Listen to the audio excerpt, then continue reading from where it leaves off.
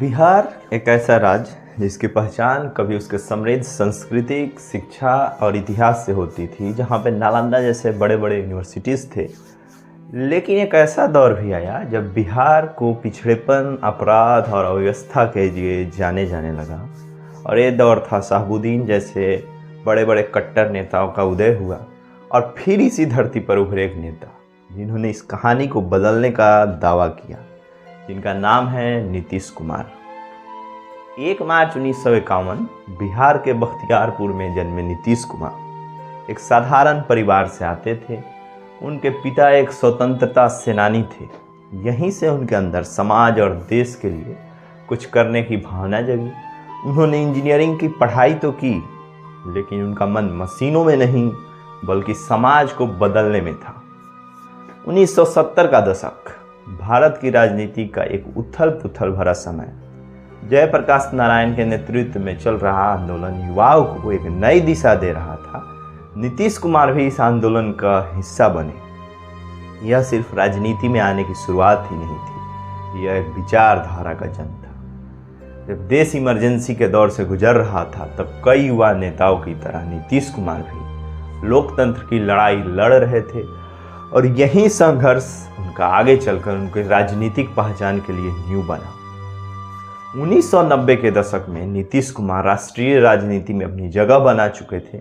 उन्होंने कई अहम मंत्रालयों की जिम्मेदारी संभाली, जैसे कि खास करके उन्होंने रेलवे मंत्रालय की जिम्मेदारी संभाली।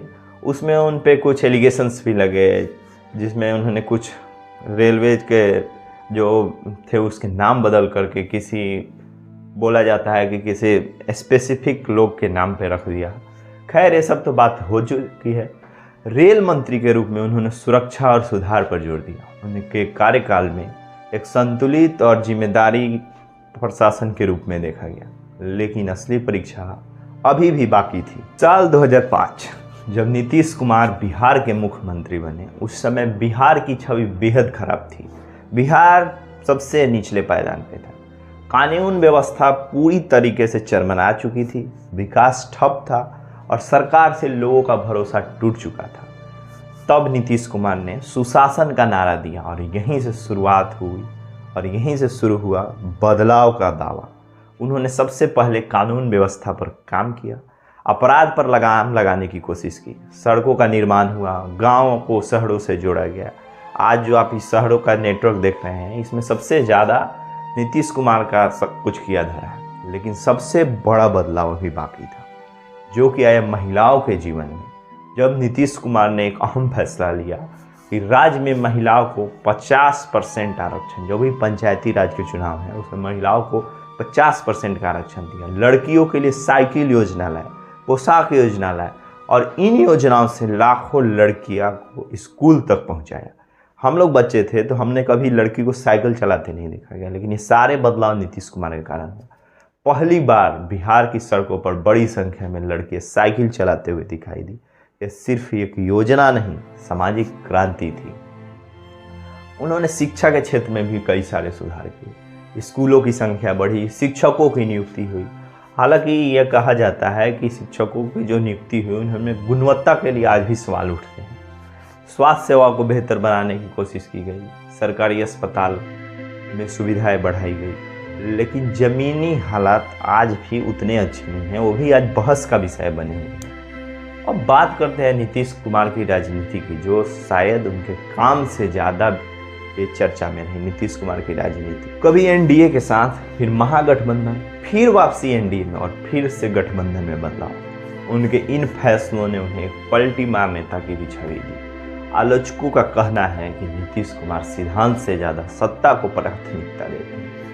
उनका बीच बीच में नाम लोग कुर्सी कुमार भी कह करके संबोधित करते थे। वहीं उनके समर्थकों का मानना है कि वह एक व्यवहारिक नेता है जो परिस्थितियों के अनुसार अपने फैसले लेते हैं। नीतीश कुमार का एक और बड़ा फैसला था शराबबंदी। बिहार में पूर्ण शराबबंदी लागू की गई, जो कि अभी तक चल रही है। इस फैसले का उद्देश्य था समाज में सुधार, घरेलू हिंसा में कमी।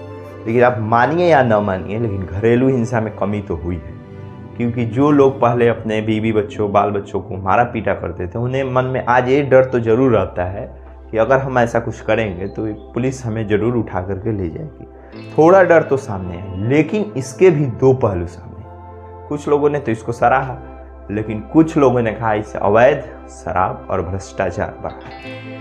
ये भी मानना होगा कि अवैध शराब और भ्रष्टाचार बढ़ा है। आज आप देखिए गांव गांव में शराब की मिनी फैक्ट्रियाँ लगी हुई है, जिसे लोग पी पी करके मर रहे हैं। हमेशा खबरें आ रही है, पुलिस नाकाम है। इस शराबबंदी को लागू करने में बिहार सरकार का एक बहुत ही मोटा रकम खर्चा होता है। लेकिन नीतीश कुमार का राजनीतिक सफर आसान नहीं रहा। संघर्ष, फैसले, आलोचनाएं और लगातार बदलती परिस्थितियां। वह एक ऐसे नेता है जिन्होंने बिहार को बदलने का दावा किया, लेकिन यह बदलाव कितना गहरा है यह आज भी बहस का विषय है। नीतीश कुमार तो अब बिहार के मुख्यमंत्री से इस्तीफा दे चुके हैं और राज्यसभा जा चुके हैं। अब बिहार के नए मुख्यमंत्री माननीय सम्राट चौधरी हैं। अब ये तो किसी को नहीं पता कि अचानक क्या बात हुई कि नीतीश कुमार अपनी कुर्सी को छोड़ने के लिए राजी हो गए। जो कि कुर्सी कुमार कहे जाते थे वो आज बिहार छोड़ करके और दिल्ली चले गए हैं। लेकिन ये भी आज बहस का विषय है, क्या नीतीश कुमार का युग बिहार के लिए सुनहरा दौर था या सिर्फ अधूरे वादे और राजनीतिक रणनीतियों की कहानी है? क्या उन्होंने सच में बिहार को बदला या बदलाव अभी अधूरा है? सवाल कई हैं, जवाब आपके पास है। अगर आपको यह वीडियो पसंद आया है तो लाइक करें, शेयर करें और चैनल को सब्सक्राइब करना ना भूलें। अगर अपनी राय कमेंट में ज़रूर बताएं कि क्या नीतीश कुमार एक सफल नेता है या एक विवादित चेहरा। मिलते हैं अगले वीडियो में एक नई कहानी के साथ।